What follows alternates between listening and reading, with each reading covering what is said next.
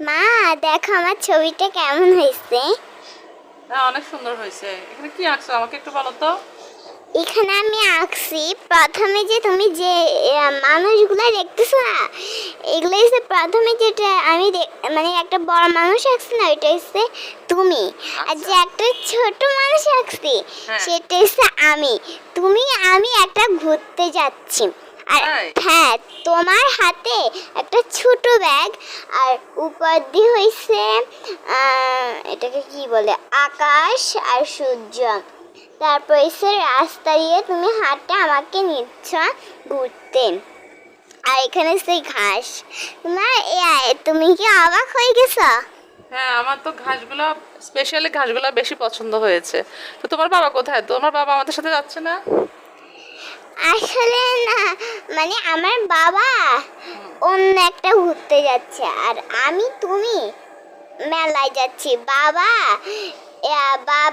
আমার বাবা বাবার বন্ধুদেরকে নিয়ে মানে রেস্টুরেন্টে যাচ্ছে ঘুরতে। ও আচ্ছা, তো এই ছবিটা তোমার কাছে কেমন লাগছে? আসলে আমি It's so এটা beautiful. হ্যাঁ, ইজ সো বিউটিফুল। আসলে আমি মানে এটা মনেও করতে পারি না যে আমি এত আইডিয়া করে এটা মানে রং করতে পারবো, মানে সাজাইতে পারবো। যখন আমি তোমাকে আর আমাকে আঁকছিলাম, তখন মনে হয়েছে এটার পাশে তো কিচ্ছুই নেই। তখন এটার পাশে কি দেওয়া যায়, কি দেওয়া যায়।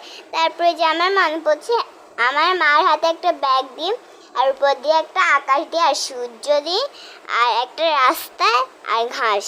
তারপরে যে আমি আইডিয়া করে এটা করছিলাম। সবই ঠিক আছে, কিন্তু আমার জামাটাও অনেক ছোট, আর চুলগুলো এত ছোট কেন? আসলে মানে তুমি মানে প্রথমে তুমি গিয়েছিলে মানে একটা চুল কাটার দোকানে। তো ওই চুল কাটার দোকানে তুমি গেছো, আর পার্লারে? হ্যাঁ, পার্লারে আমাকেও নিয়ে গেছো। তুমি আর আমি চুল কাটছিলাম। তারপরে ঘুরতে যাচ্ছি। হ্যাঁ। এত বুদ্ধি নিয়ে তুমি কিভাবে